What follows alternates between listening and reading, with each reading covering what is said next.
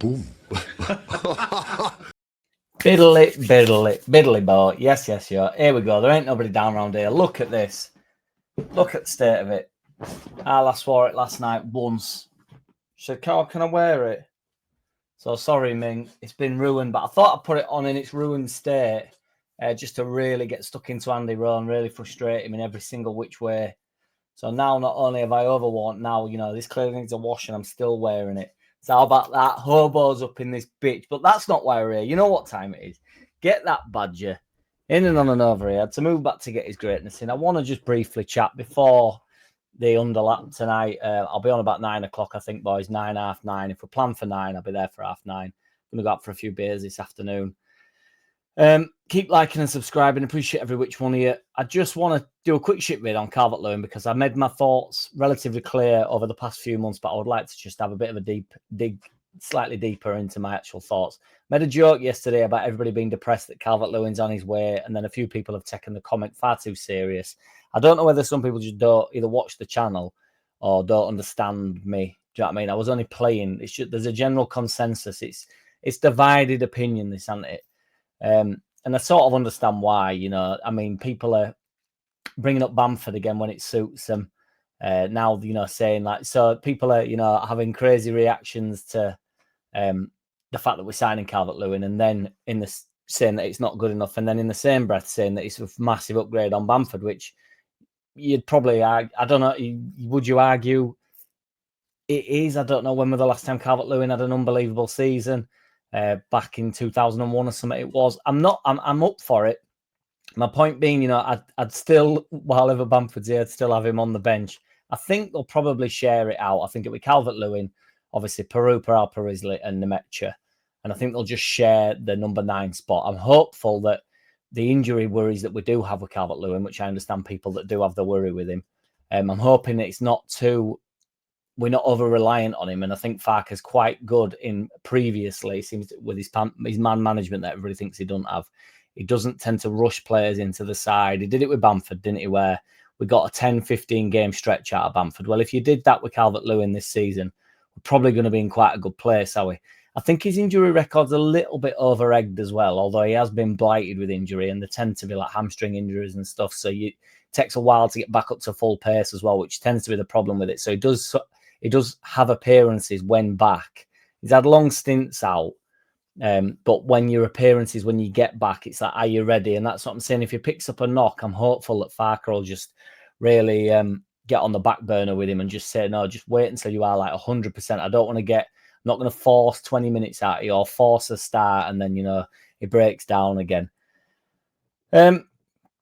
He's only ever got more than 10 goals in 2 seasons, and they were both under Ancelotti. So, there were back-to-back seasons. He's got 71 goals in 274 games for Everton. As I said, including a 21-goal season in 2021. Big lad, big physical presence. He's a big 6'2". Obviously good in air. He'll occupy both centre-backs, all that stuff. He's a bit of a nightmare, really, when he is on his day. He's a big, scary guy, and he really, big, tall, strong man. I do worry a little bit whether he fancies it or not. I'm hopeful that Farke can get that out of him. Obviously, he does have England caps. He scored against all the big 6 teams previously, scored in the World Cup final, granted, for the under-20s, but, he was part of that scene growing up. He's now 28, so obviously we're years on from that, but, definitely a hot prospect, wasn't he? Obviously, we've got him on a free. That's a nice touch. The wages will be large, but apparently he's also turned down Sunderland, so he obviously fancies it over here. I don't know whether it's the Harrison effect, and all jokes aside, I do think, it's better when you know some players in the side, don't you? The wage structure might be a bit of an issue, it'll probably be demanding that. There's a lot of people talking about that he'll be sort of paid to play, like he won't be paid unless he's playing, and I cannot imagine that in 2025 ever being a reality for any player, to be perfectly honest. It's a short-term fix in the grand scheme of things. Obviously, I think they're still looking for a proper number 9. I think it opens us up transfer-wise to spend a little bit of money on a winger, obviously, with the flying in. There's also another centre-forward that we'll talk about on the lap, hopefully, tonight, provided we're not too drunk. But he can definitely put up with the pace of the Premier League when fit, can't he? He's had a decent career, started at Sheffield United, went to Everton, stayed at Everton since, and then obviously he's brought down. I'll get behind it. 28-year-old Premier League footballer, tons of experience, been in the shit as well, which I do think's good. I saw him in an interview when his time at Everton ended, and he was saying, he wants to get out of that and actually try push on. Always in low scoring teams at Everton as well, so you've got to. It's a bit of yin and yang, isn't it? You've got to sort of give the striker service in order for him to get goals. But other than my worry that he don't quite fancy it, if he gets here and he's bang up for it, the player is a very good player on his day, isn't he? So I just want to make it absolutely clear. I'm literally just a little bit 50-50. I'm a little bit torn on him. Would we have bought him had he not been on a free? I don't think there's any doubt that we wouldn't. He's got 11 caps for England. I know everybody will say it's from a while ago.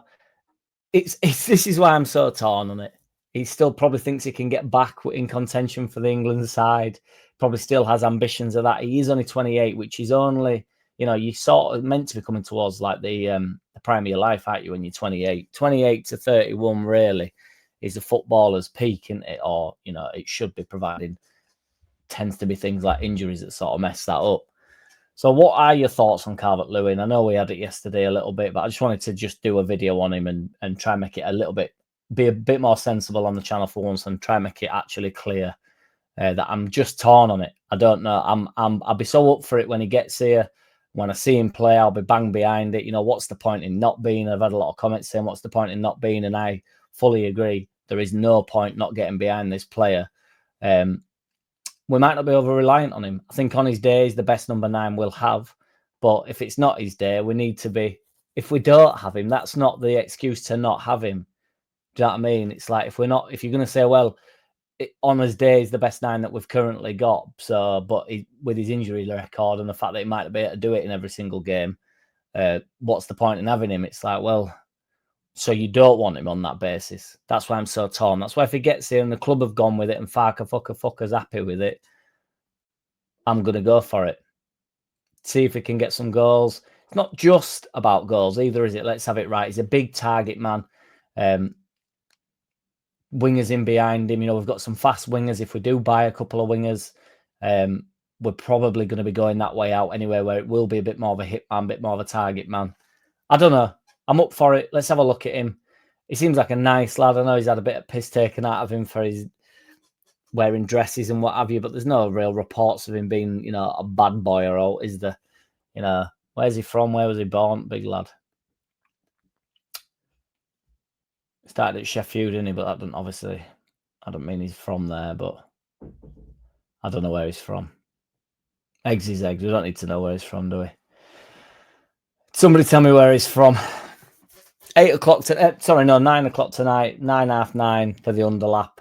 Be there, or be a rectangle or a square. Take it easy, everybody. What are your thoughts on Calvert Lewin? If you get 7 or 8 goals out of him this season, 7 or 8 goals out of Parisley, 6 or 7 goals out of Metcha, we've got a top goal scorer combined, don't we? That's what it's about, boy, boy. We're staying up though, boy. I know that much.